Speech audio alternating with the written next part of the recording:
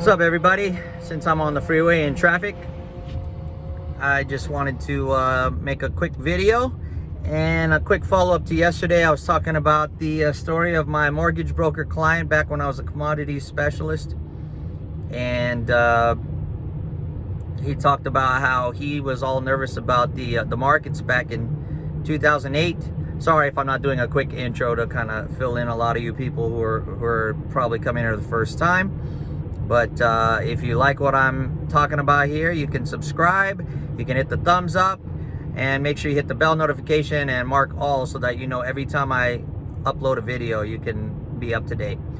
And with that, let me do a quick disclaimer before I get too much into it, because I'm talking about financial matters, and I just want you to know that it's my opinion only. My financial opinion is not my expert advice. I am not an advisor, I'm not licensed, so if you decide to take any actions, investments, fiscal maneuvers based upon what I'm talking about, you have no one to blame but yourself. You can't blame me. You're a grown person. You make your own decisions. I don't make decisions for you. I make decisions for myself. And when I make mistakes, I'm a man about it, and I own up to the consequences. I don't go blame other people and sue them, unlike people today. So that's why I have to make this disclaimer, because I don't want anyone to come after my assets just because you followed something and I may have said to do it, but you did it at the wrong time. Even I could be perfectly fine and right on my what I'm saying, and you may just be wrong on your timing, and even though you may carry out what I say perfectly, you might get a really bad result. So this is something with everybody. All financial videos that you watch, you need to take that with a grain of salt and be wise enough to make your own decisions, and adult and mature enough to reap the consequences of any bad ones that you might make. Anyway, back to my story. So yesterday I talked about the Bigmouth Bass, right? Is the government, or is some underlying unforeseen bad thing that might hit a market and cause it to drop while you're sitting in the assets, and then you sink along with the little lily pad, which is the asset you're sitting on, and the bigmouth bass is just waiting there to eat you up. And apparently that's what's happened in pretty much all markets, but I'm specifically talking about cryptocurrencies because that's what I was talking about in the other videos, and it seems to have come to pass. Like I said, it's testing. Well, you know what my theory is. My theory is that I don't see Bitcoin specifically correcting more than 20%. Now, when I say more than 20%, okay, 25% is more than 20%, but it's roughly what I've been talking about. I don't see Bitcoin dropping 80% is what I'm saying. 20%, 25%, that's all within the range of what I'm speaking about. 30%, okay, we're starting to get out of the range of what I was saying. But Bitcoin hasn't dropped that. So for the most part, I've been right. And like I've been saying, you know, money went out. But the reason why money went out of cryptos, and I'll tell you why, is my mortgage broker friend's story. It's perfectly that. Let me recap it for those who don't know it and are probably a little bit confused about what I'm talking about. Back when I was a commodities specialist in 2008, 2007, 2008, I had a client who was a mortgage broker, and he dumped money into commodities, futures, and options with me. And he had a great story about how he felt about the markets, because I kept telling him stories about how people are moving their money from one asset to another because there were so many bad things going on in the world politically and economically that, you know, markets were fluctuating dramatically. You had a lot of volatility. And so it was scary to invest at that time because you didn't know if, like, 1 minute it was going up, the next minute it was going down, and it could go down violently and you get wiped out. Or vice versa. You maybe were a sophisticated investor who knew how to short markets so you could make money on the way down when the price drops, but the price rallied instead and you got messed up, like the hedge funds who were shorting GameStop, and the Reddit group of Wall Street Bets got people to buy up the stock and basically wiped out a couple of hedge funds who were shorting those particular stocks. Of course, those hedge funds got bailed out, but anyway, Same thing's going on with cryptocurrencies. Like I said, everything is about you invest in it for saturation, and cryptocurrencies were basically the shoreline of this pond. You know, everything else was a lily pad because everyone had gotten into so many investments because the government had printed so much money that they needed to put their money somewhere. Historically, people go and they go shopping, but we've become more sophisticated, and people like to make more money. They realize by making more money, you can buy more things instead of just spending money. When you spend money, you have no more money then afterwards, and you can't buy anymore. But if you use your money to buy assets that bring in more money and multiply your money, you can go buy more things. So we've become a more sophisticated society in that people, once they get paid, start looking for assets, especially the wealthy people. And a lot more people are becoming wealthy these days. You know, they're finding ways to buy assets. So now when the Federal Reserve is printing money, they're not even using it on paper anymore. They're just doing it in ones and zeros. It's digital money. It's just, you know, as the saying goes. They let that money printer just, you know, kick out those dollars in digital format. We're not seeing inflation in the things that people spend traditionally. We're seeing inflation in the things that people are buying now to multiply their wealth, right? Because they know that the Fed is destroying currency, and it's the dollar, right? And the Fed isn't the only one, it's worldwide. So Greshams Law is that good money chases out bad, right? Traditionally, the people would save their coins because they had metal in it, and the metal was valuable as a commodity, not the coin as a dollar, right? Or as a division of the dollar, right? So you have pennies, nickels, dimes, quarters, 50-cent pieces, you know, Susan B. Anthony dollars, and all these things, right? Those coins are made of metals that specifically have their own value apart from the dollar. And so traditionally what would happen is that when the dollar would lose value, people would start to hoard coins. Well, the government got smart, and they instructed the mints to mint coins that were valueless. They basically debased our currency to nothing. Nothing really backs our currency anymore. Not even precious metals, not even industrial metals like copper or zinc. I mean, really, it's just junky metals. And we don't even have nickels and nickel and nickels anymore. They took out most of the metals. It's just like cheaper industrial metals that make up the coins. And so Greshams Law doesn't work in the way it used to work. People used to hoard pennies and melt them down for the copper. They would make ingots, and then they would sell the ingots of copper for something more valuable than the penny was worth. So the government, knowing this, really debased our currency. And this is why it's illegal to destroy what's called legal tender, right? It's what the government deems to be the currency of the country, so that if you destroy it, it's illegal to do that.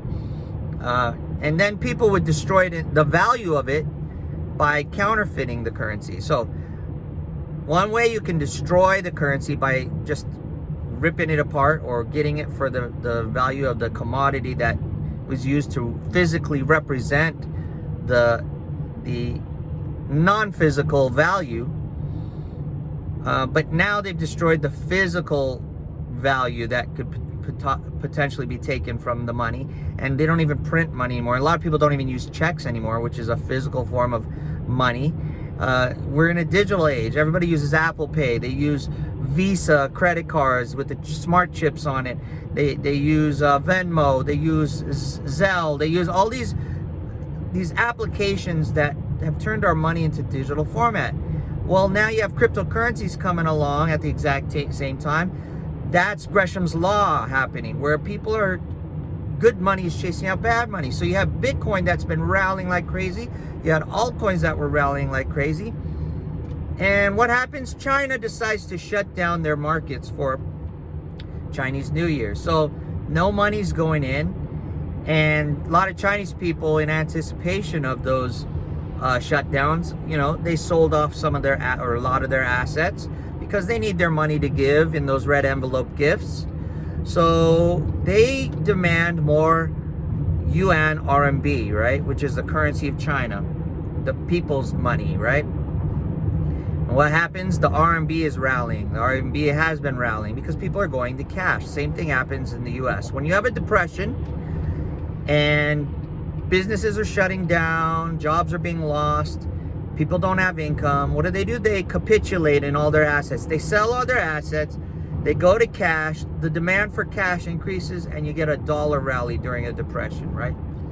All right. So, you had cryptocurrencies do all this rally, you've had real estate doing rally, you've had the stock market rallying in the US. The only thing not rallying was the Chinese stock market because they shut down. And now they've reopened it. So guess what happens?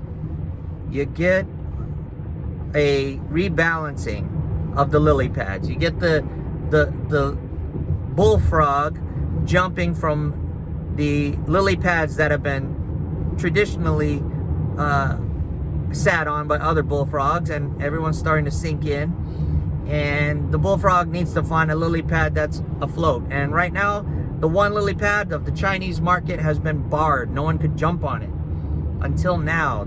Chinese opened the market, they opened the lily pad, and so now all the bullfrogs are jumping from the sinking lily pads onto that one raised up lily pad. Sorry about the lighting, the sun is shining weird and I have my sunshade down to mount my camera, so it's hands-free.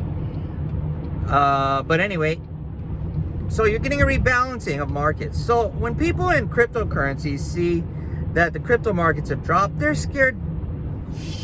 I shouldn't say that word. They're scared crapless. They don't want to lose all their money. They feel like it's the end of the bull market, but nothing's really changed. All you're seeing really is a rebalancing of money.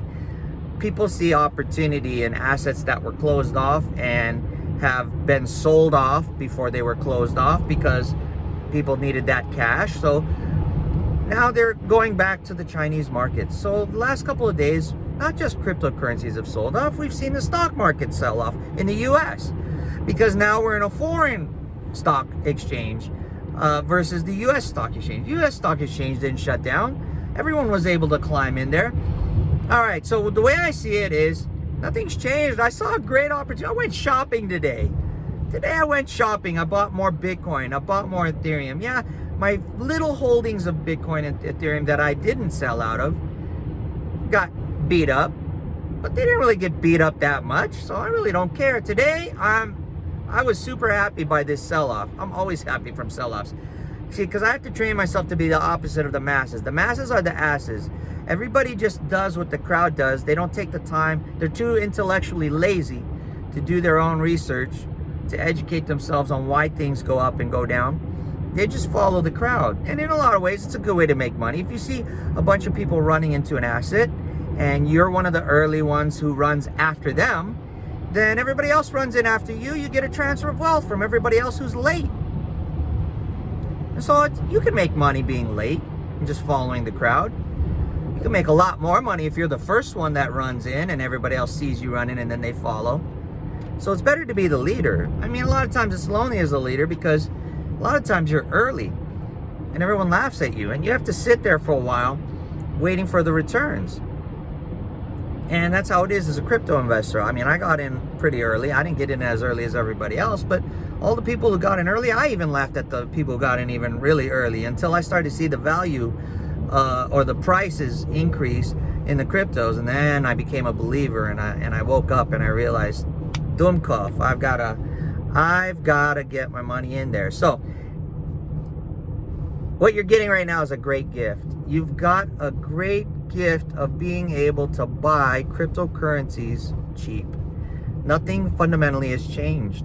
Michael Saylor told you if you sold, he would buy your Bitcoin. Elon Musk told you if you sold, he would buy your Bitcoin. Why would I follow everyone selling out? I would rather follow the Michael Saylors and the Elon Musks who are billionaires. I'll follow a billionaire over a broke person who's got to pay their bills and they only have a little bit of money in the cryptocurrencies so that they can, they can try to multiply what little they have and make some wealth for themselves. I'd rather go with the Michael Saylors. So that's what I've done today. So I bought me some Pluton It's a coin I've been looking at for a long time. I just didn't want to buy into it because it did a major rally, and I was like, it got out of my hands. I bought some, let's see, what else did I buy today? Actually, I bought a lot of things that were down. I bought more chain link, more loop ring, more balancer, more band protocol, more new cipher. I'm looking at the VThor chain. I hold a lot of Cardano already as it is, unfortunately, and unfortunately it's rallied, so I'm not hurt by it. I didn't have to sell any because I couldn't. I had it staked, and that's part of the downsides to staking. If you stake, you're pretty much at the mercy of the market, but that's also what supports the market. People who stake do not take their money out. All right, so that's the quickie of what's happened here, and I'm not recommending you do anything, but if you are the type like me who likes to invest in things when everybody else is running away, now's a great time for people like me. For me, I should say, not people like me. For me, this is what I do. For me to go shopping because the prices have dropped. Everybody is retarded when it comes to investing. I don't know why they are like this. When they go to the store, they've been well trained to look for the red flag that says sale. The red sign that says sale, 70% off, 20% off. But in the marketplace, when assets are saying 20% off or 60% off, they don't go buy those assets. Instead, if they had them already, they hold them until they're down low and they sell them at the bottom. They end up being the seller who loses money on the asset. Really, buying assets is no different than when you go to the store. But it's based upon what you consider value, okay? And there are many things that go into valuation or what create value for an asset, right? Like I said in my other videos, with cryptocurrencies, the main reason why cryptocurrencies are doing so well is that they create convenience in terms of transactions, whereas other forms of money are not as convenient. They're more difficult, or they are equally convenient to use, but it's equally convenient for an adversary or a thief to steal your funds. So cryptocurrencies, with their cryptography or their encoded language in the transfers, helps to prevent, and their distribution, their decentralized information and data sharing, makes it more difficult for thieves to take, unless the thieves are they're involved on the inside. That's what I believe. A lot of the theft that goes on in cryptocurrencies is inside jobs, and that's very difficult to control. Whenever you have employees that are disgruntled, they'll do something to hurt your business because they have no morals, they have no character, they have no compassion for other people.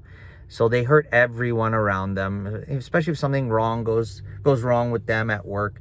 They don't blame themselves, or they don't eat it up and move on to another job without causing problems. No, they've got to hold everybody responsible for their suffering, and misery loves company in that regard. So they make good people suffer by hurting the business owners, by hurting investors, by stealing their cash, their funds, and all that stuff. And so those kinds of things are hard to control, but in the world where you're doing honest transactions between two honest people, that third nasty party finds it difficult to get in between, so that your transactions can go through and your value is protected.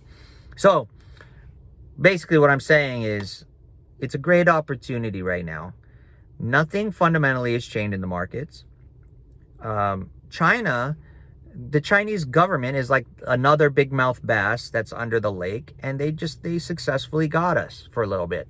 I happen to be on the lily pad of cryptocurrencies in a way where I didn't go below the surface too much. My feet got below the surface, and the only thing the bigmouth bass could do was nip at my feet, but I was able to scurry back on to the lily pad, and in fact some other lily pads. So I'm above the water surface, and I may be a little bit below the water surface, but I'm okay with it. It doesn't hurt me at all. and I'm not afraid of sinking anymore because I had a large cash position in the first place so that I could redeploy it. Now, if you're the type that just goes all in on things and you also don't take profits like I've been talking about, having an exit plan and also having a war chest available, then you're hurting big time. I feel sorry for you, but this is called tuition. We all pay it at some point in our lives where we put money on something and we're happy-go-lucky. We don't bother to learn how the market works, whatever market we decide to go into, and we lose money. Fortunately, I've never had that happen in my investments, but I have had that happen at the gambling table because for some reason, when I go to gamble, I go to have fun, and all caution goes to the wind, and my risk management goes out the window. So, but that doesn't happen so much anymore now that I'm older. But when I was younger, man, I would put 10 grand on a table, and especially roulette. I love roulette, or roulette. Most people know roulette, right? With the wheel and the ball spinning. I used to love that. So I'd put 10 grand on a table, and I'd spend, a couple hours where I'd make 20 grand, and then I'd lose 15 grand, and then I'd make back another 10, and then I'd lose another 7, and at the end of the day I'd walk away from the table with maybe 3 grand left out of the original 10 that I had, because I had so much fun just dropping and watching the excitement and getting used to the feeling of losing money, that and paying out the dealer for the good time, that that may have affected my risk tolerance when I'm investing. However, in investing, I tend to be a lot more conservative. So in a lot of ways, I think I got a lot of the gambler out of me when I would go to Las Vegas and lose the wages at Las Vegas, right? I got the gambler out, and it also gave me a good stomach for losing large amounts of money, because I would do that. I would put large amounts of money at risk. Because I always believed, when I was younger, I grew up with a lot of gangsters, and a lot of them affected my mentality, because I was a good boy. I had a good family. I just had a busy parents, so they weren't really around to watch me a lot. And that's not really saying anything bad about them. They were good parents. They raised me well, and for the most part, they were around. They just didn't know, as I got older, I was hanging around with a bad crew who didn't have their parents around, and so we identified in that regard. But those boys didn't have parents a lot of times, but they would show me how they took care of themselves.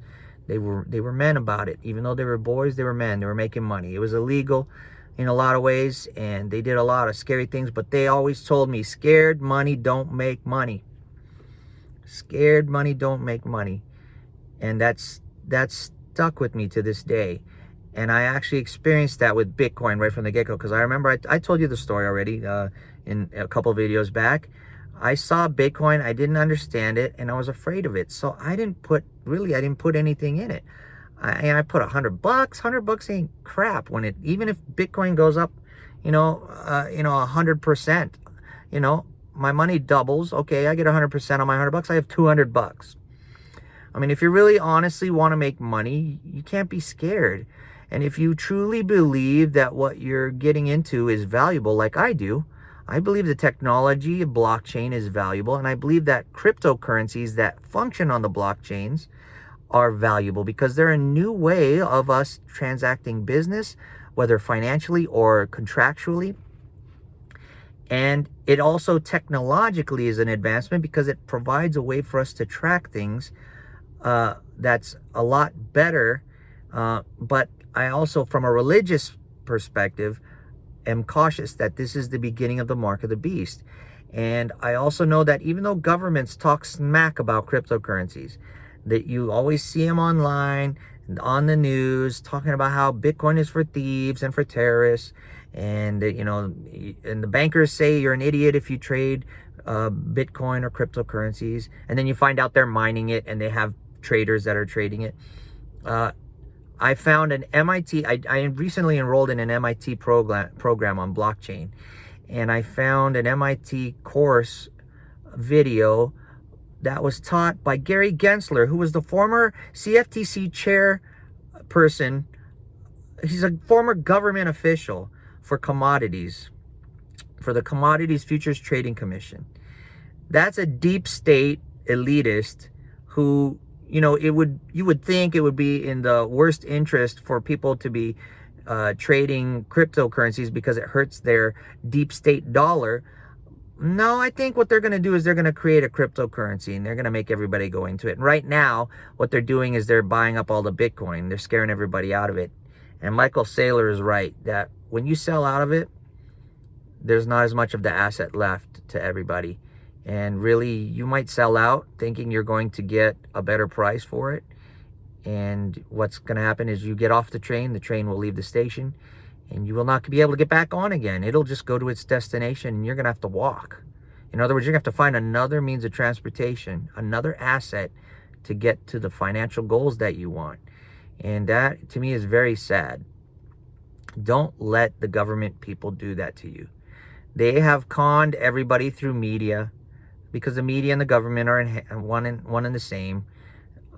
If you do further research, you'll find that out, and you'll find out that we're not being led by honest statesmen anymore. We're being led by deep statesmen who are basically, it's the communist philosophy where the government owns all the assets. They own everything. Everything's nationalized, and basically they control the people. And you see it in China. So even though China, and this is getting into politics again, but Joe Biden supports China. So you can see how maybe he's getting the markets to rally in the U.S. while China closes theirs and keeps theirs low. So that money flows into China, and then he's doing business with his son over in China and reaping the benefits. How many of you, this is something for people to think about because they support Joe Biden. I don't. I'm going to be upfront and honest about it. I don't support him. I mean, he is the president of the United States at this point, and I want the United States to succeed. So, even though, the leftists didn't want Trump as their president, Joe Biden is running my country, so he is my president, whether I like it or not. I just have to find a way to get him out through political means, through honest political means, not like the left does where they riot and they threaten people and they censor people. We have to educate people and find better ways of doing it. And I think that's what ultimately we're on the precipice of. Cryptocurrencies is a mean for us to educate ourselves, to become more mature, to free ourselves from government, and for government to become less of a bigmouth bass. But the bigmouth bass keeps getting bigger because we keep feeding it. A lot of us don't believe in our legs as bullfrogs, and we don't believe in our ability to seek out the proper lily pads, and we don't believe in our ability to jump onto that lily pad. We need the motivation of the government there to take care of us. So we turn around and we feed our children to the bigmouth bass. We feed our tadpoles to the bigmouth bass, and we don't think twice about it. And they get bigger and bigger and bigger, while our family gets smaller and smaller, and our empire gets smaller and smaller, and our options get smaller and smaller, and then we're in trouble. Wake up, people. Start to recognize what value is. And that's not to say that there isn't value in China. I'm sure there is value in China, but just realize who you're dealing with. The Chinese are outright communists. They admit it. Their government even has CCP in the name. It's a Chinese Communist Party. They're not hiding it. This virus is a great way to track people because they came up with contact tracing. They trace whoever you came in contact with. They snuck it onto our phones. They know everything we're doing. In fact, that may even be on the blockchain already. They may be tracking us. So everything's becoming part of the Internet of Things. And this is what I'm saying, the risk of it being the mark of the beast. But just with that knowledge, are you going to starve your family just because it's the mark of the beast? Depends on your faith. How much do you have faith in God that God will do everything for you? I have utter faith that God does things for us. I don't have utter faith that I have pleased God. And so in that regard, I don't know that God is going to completely take care of me because I know I don't make the right decisions all the time. I'm honest with myself about that. I'm upfront about that. And I wouldn't expect that from God. And if anything bad came from me, I wouldn't blame God for it coming because I did it to myself. And that's what a lot of people need to learn to do. This is part of the reason why we have to do disclaimers on videos, because a lot of people haven't learned that fact. They want to blame everybody. They want to sue everybody. They want to find ways for other people to pay for them instead of them becoming adults, being responsible and learning how to care for themselves and how to evaluate situations so that they can benefit. And they don't realize by behaving so badly, they destroy their own opportunities. Because honestly, if you're known as a thief, who's going to want to work for you? Who's going to want to work with you? Nobody. You got to learn to change. So in the end, it's not about silver and gold. It's not about Bitcoin. It's about what's in your heart. And this is where religion comes in, and why people believe so firmly and believe in God and their different religions on making them a better person, right? And so don't poo-poo that. Even if you don't believe in religion, even if you don't believe in ghosts, if you don't believe in all that stuff, there's still benefit to religion in a lot of ways, because it gets you to really look at yourself. A lot of people don't do that. Instead, people point the finger at everybody else. They're looking at everybody else. What is everybody else doing? How do I keep up with everybody else? You got to start reviewing who you are, keep up with you, or actually with who you can be, and you'll go great places. You don't have to be dishonest. And the world around you will improve, because, everybody will want to help you. If you're failing honestly because you're trying to do things the right way and you just happen to make mistakes, or life just happens to throw you a bad bone, sometimes that happens, more people will be willing to help you out of that bad place, knowing you're an honest person, than if you're a punk who robs from everybody and you strong arm your way into their lives and force other people to help you. Then the chances you're getting out of that bad situation diminish. So that's my soapbox. I'm actually over the cryptocurrency thing, because I've been talking with you guys about it a long time. You know where I stand. I have a lot of different cryptos, and stablecoins didn't really drop. Stablecoins are supposed to maintain their parity with the dollar. So it's supposed to be a $1 equals one whatever stablecoin, or it's always the value is one, right? 1 to 1. And what happens is people who sell out of cryptos don't want to sell into dollars, because they know the government's just going to print away the value. So they sell into stablecoins. So you get rallies on the stablecoins. Sometimes when people sell out of the stablecoins to go buy other altcoins, that can be a buying opportunity for you. Even though it's a stablecoin, you know that stablecoin is going to drop in value briefly and go back up to 1. It's almost guaranteed, because that's their charter. They're supposed to have 1-to-1 parity with the dollar. So you want to buy into a stablecoin when people are selling out of it. It trains you naturally to make almost guaranteed money, that when people sell out of it, the value is going to drop, you buy into it, and then it goes back up to 1, because they're going to force the value to be 1. They're going to buy more of it, or they're going to sell more of it to maintain that value at 1. And the worst time to buy into a stablecoin is when the price is higher than parity with the dollar. All right, so there's another quick way for you to make money. There's a lot of ways for us to make money: through staking, through buying Bitcoin, never selling it, and borrowing against it, as Michael Saylor is talking about. You borrow against the asset, and you want to do that when the value of, let's say, Bitcoin is your collateral, right? Value of Bitcoin is high, so that when you borrow, your loan to value is very high, right? You get a higher value out of the asset that's backing your loan, or that's collateralizing your loan. When Bitcoin craps out like this is the time to buy more Bitcoin. So what you do is you borrow when it's high, and then you find a cryptocurrency that's low, or you find real estate that's low. You use depending upon how much you borrow. You can use that money to buy an asset where you can get a higher yield, and then you just service the loan at a lower percentage. It's like 1% on a crypto loan, without you having to do any background searches. There's a lot of strategies that crypto present to the common man that can make us wealthier, and can give us the opportunity to get rid of some of these elitist government people who try to set things up so that they stay in power at your expense, because it's great for them to be able to tell you what to do, and to be able to have nice houses and be able to go to posh parties and nice restaurants while you're suffering and going to McDonald's and living in a trailer park, because they prevent you from getting privy to the assets that they have insider trading on. And because they're in the government, they don't get in trouble for insider trading. And when they get caught, guess what? The friend who is not in government takes the blame in the fall. Just look at Martha Stewart. But look at Martha Stewart. She was even protected in her little jail cell. And she's out now, and she's back in the elite circles. So they defended their own. They just used a little scapegoat to a public face so that the little people who live in the trailer homes don't riot and take pitchforks up against the deep state people, the elitists who tell us what to eat, how to drive, where to go, how to dress, what kind of technology to use. And that's why I don't give advice. I just tell you what I'm doing, and I leave the freedom of choice up to you. As I believe in God, I believe God gave us that free will.